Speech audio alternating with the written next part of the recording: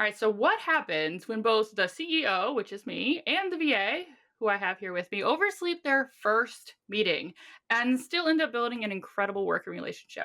So today I'm giving you a peek behind the curtain along with my VA, Deborah, who is joining me to share what it's really like to work inside a business that values clear communication, trust, and zero drama. So, welcome back to the Streamline CEO podcast. Today's episode is a little different in the best way. I invited someone from my actual team to join me for a conversation about what it's really like behind the scenes of a business that runs on streamlined systems, clear communication, and open feedback. I'm joined by Deborah Fanth, one of my incredible VAs on my team. She's a VA and an OBM for creative and ADHD entrepreneurs, helping them get organized so they can focus on what they love. And she's really good at it, for the record. You can find her on Instagram at DA the Virtual Assistant. Now, fun backstory, because we love backstories. Deborah actually applied to work with me a few years ago, but we didn't end up working together until about 9 months ago. And here's the best part.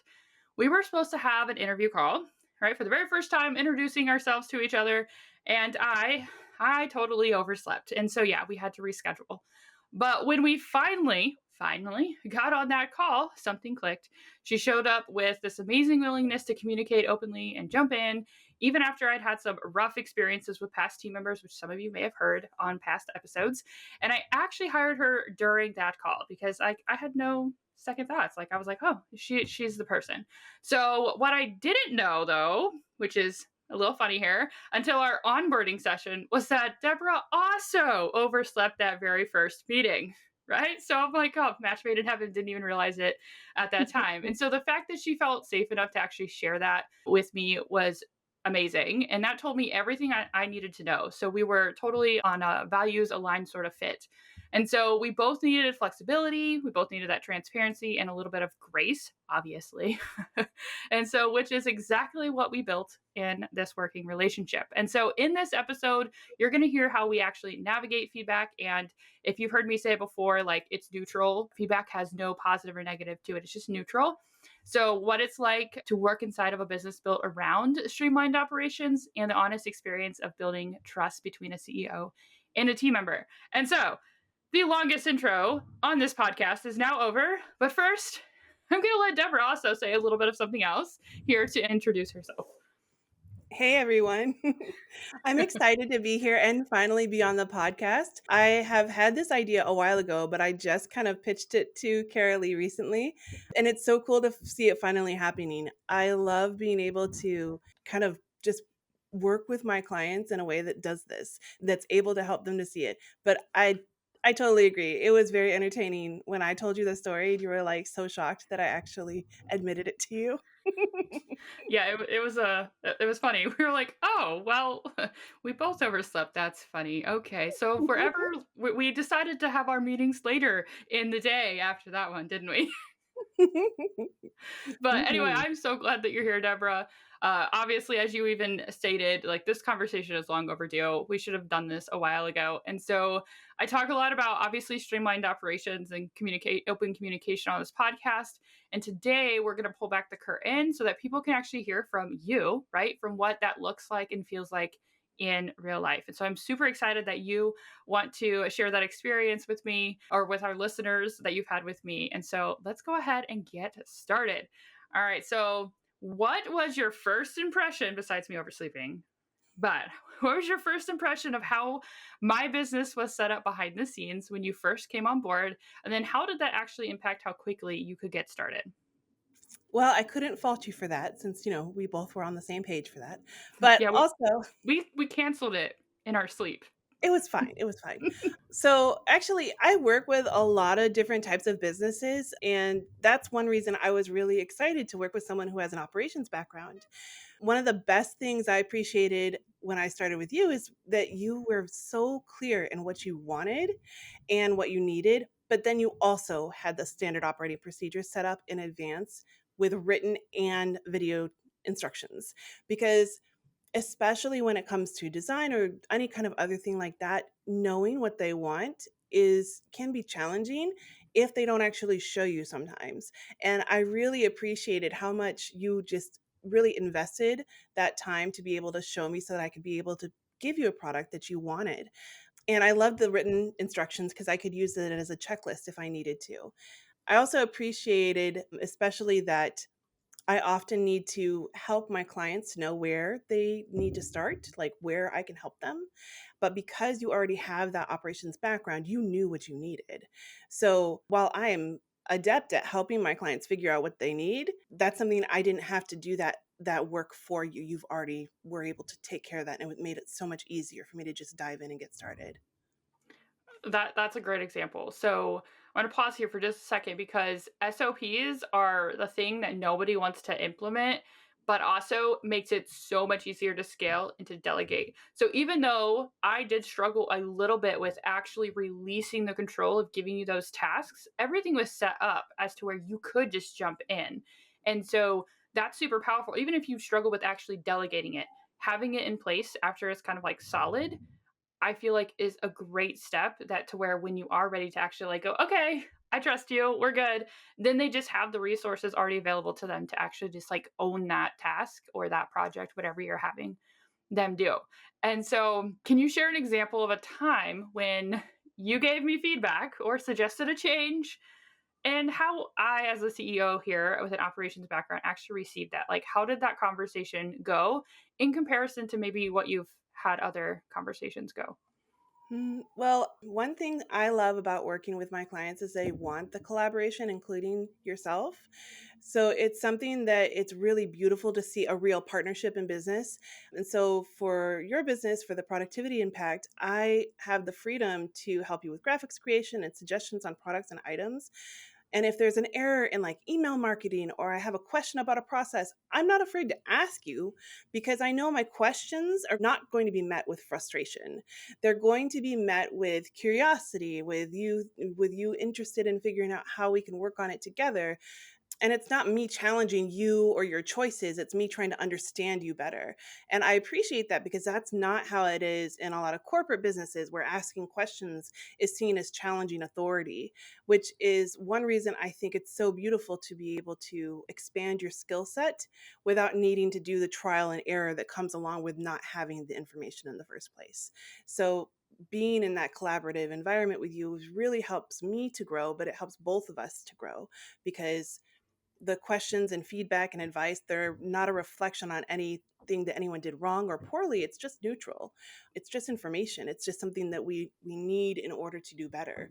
And I really appreciate that coming from you from different instances. Like recently, you had said, "Okay, I'm doing this idea and what do you think?" And I was like, "Well, maybe not." And you're like, "Oh yeah, maybe not." Like, and I appreciated that because sometimes I want you to do that to me. Like I want you to be like, "Hey Deborah, maybe don't do this thing instead." And then that helps me to improve and give you what you need. But by the fact that you were comfortable asking me for advice and me being able to actually provide it to you, it made it so that it was a stronger collaborative effort instead of just being something that was like afraid to help you. Like, I'm not just a yes person. I have opinions and I'm glad you value them.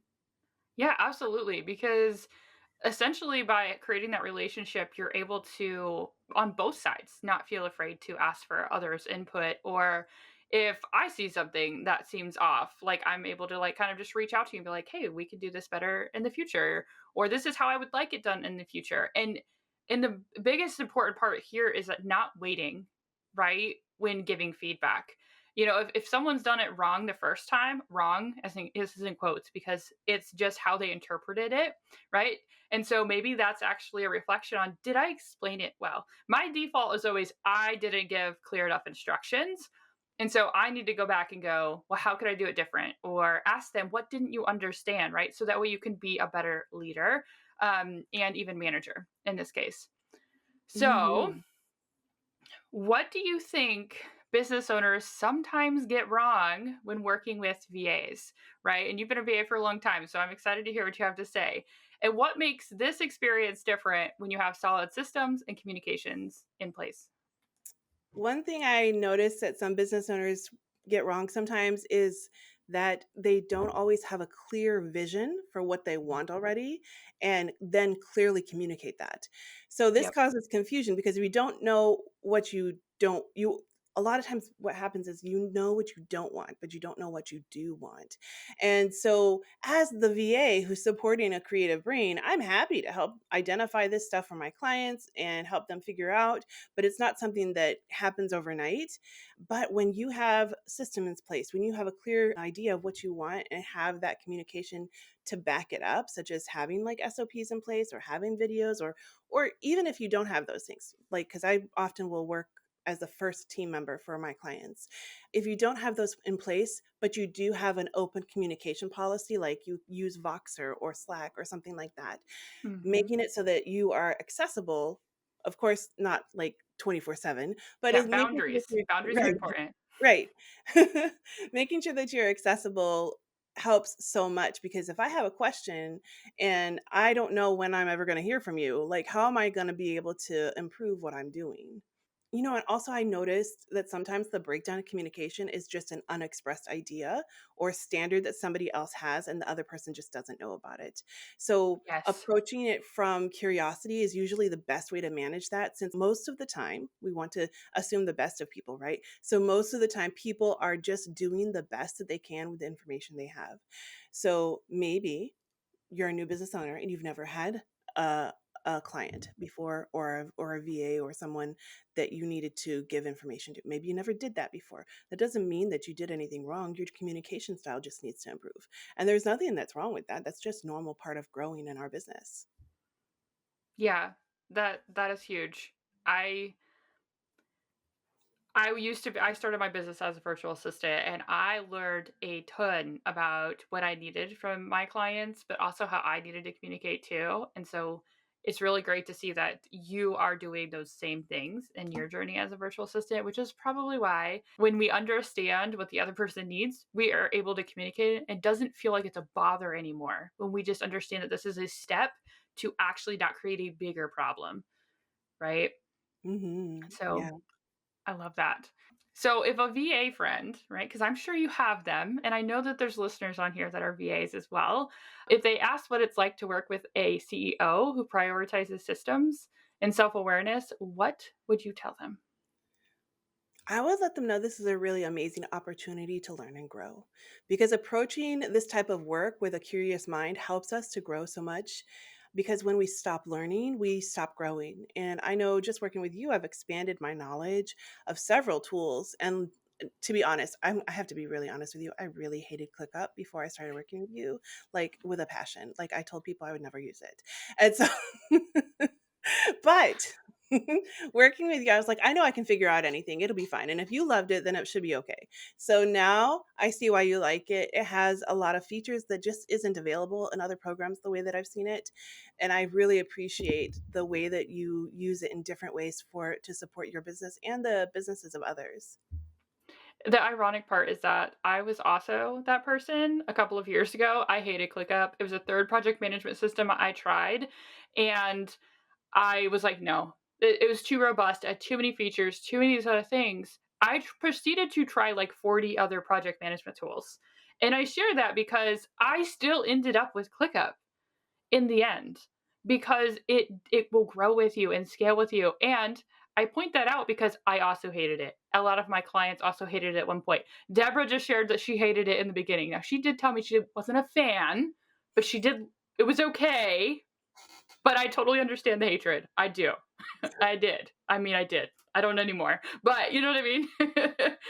So, I mean, so if you're also someone that's like, "Ah, I don't know if I like ClickUp. I actually hate it." If you hate it, well, we can sway you more to love than we can like if you're in the hate situation. That's I don't even remember who I heard that from. You can sway someone better or faster if they hate something to love something Mhm. than just if they dislike it to like I Yeah, don't because know.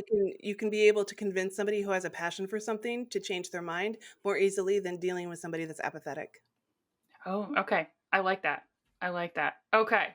So, is there anything else that you would like to share with our listeners today, Deborah? It's your mic. Open. It's I'm open to you. One thing I think that can be such a challenge with operations is knowing when to hand off what you don't want to do. Because, like you were saying at the beginning, we can feel overwhelmed or concerned that the job is not going to get done. But the thing is that there's no successful CEO that doesn't have a team. No one that's been able to expand or have a successful business does it all by themselves. Even if all they do is rely on their spouse, they have one more person than themselves.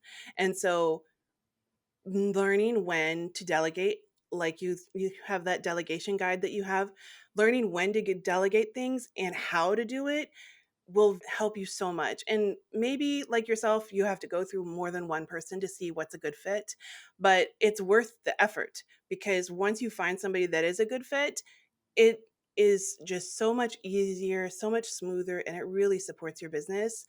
And I wish that more business owners understood that. Yeah, I mean, I've had contractors just ghost me. I've had contractors run away with a bunch of money. I've had contractors not refund me. I've had contractors not like just do what they're into the deal, you know? And so like I've had to deal with that as a business owner and, you know, grow with that. I've learned something from every single team member I've ever had. What could I have done better? What went wrong? Like identifying something cuz like was I awful at hiring people? No, I want to point that out. You're not awful at selecting people. We see the good in everyone. We see the potential. And so we're like, oh man, I see this. And, you know, you only know someone so much. And so being able to then just practice the hiring piece, you start asking the right questions. Eventually you start seeing the realness in people, you know, a little bit different and not just a straight, you know, we're going to just try this out, you know. And so I honestly also think that I would not have learned what I needed to learn right now to bring you on and actually feel confident to delegate. So I think if we would have started working together when you originally applied, I don't think we would be where we are today. And so I always look at everything from a different lens. Like, well, what if it happened this way in the beginning? Well, I honestly don't think we would be together, right? Like working together. So I always look at it from a different lens of like, what can we learn?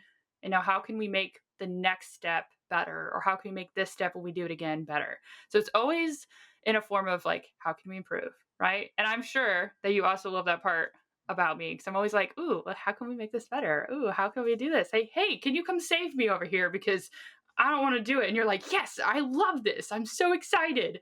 I love that about you too. That you're just so excited for every task I bring to you. You're just like, "This is awesome. I'm super excited." So I'm like, "Okay, cool. We're going to delegate some more because I don't want to. I don't want The to do this random myself." projects are the best. The random projects really are the best.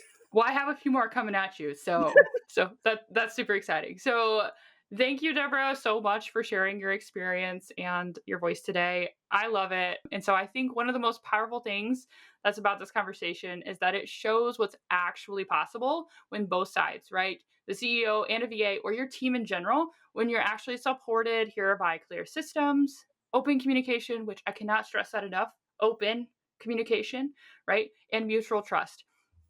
And so this kind of working relationship doesn't necessarily have to be rare. It feels rare. I thought it was rare at one point, but it doesn't have to be if you have in place the right steps to facilitate that building of trust and that open communication, because when you have the open communication, that's the first step to having those clear systems, honestly. And so when you build a business with these streamlined operations and you make the space for this honest two-way feedback, two-way, okay, it's two ways. You create a culture where people actually feel safe, they feel seen, and they feel empowered to do their best work, right? And when you throw random projects at them, they're excited. They're not frustrated. All right? Deborah just said that, right? We have that on recording. And so that's the kind of business that I have built. I'm super proud of it. And that's exactly what I want for every single CEO that's listening. Every single and even if you are a virtual assistant, you are still a CEO. Okay. You are still running your own business. So even for you, I want you to have that dynamic with the CEO that hires you. So if you're feeling a little overwhelmed here, as we all are at times by the day to day, or you're unsure of how to actually create this kind of team dynamic, there's some free resources linked in the show notes. The delegation guide that Deborah dropped for me is also going to be in there. Or you can just reach out to me directly, or you can reach out to Deborah. She is a wealth of knowledge. I literally ask her for her feedback all the time. She's so precious at giving the feedback in a nice way. I love it. Even though it's neutral to me, she has a way of saying it very nicely too. And so remember that you get to scale your impact without actually scaling the stress. Okay. We don't need to add more stress because we scaled. And so if this episode made you not along, right? Or you feel seen or heard, or this made you rethink how you you will work with your team, if you have one in the future or if you have one now, I want you to send it to a business friend who really needs to hear this conversation, right?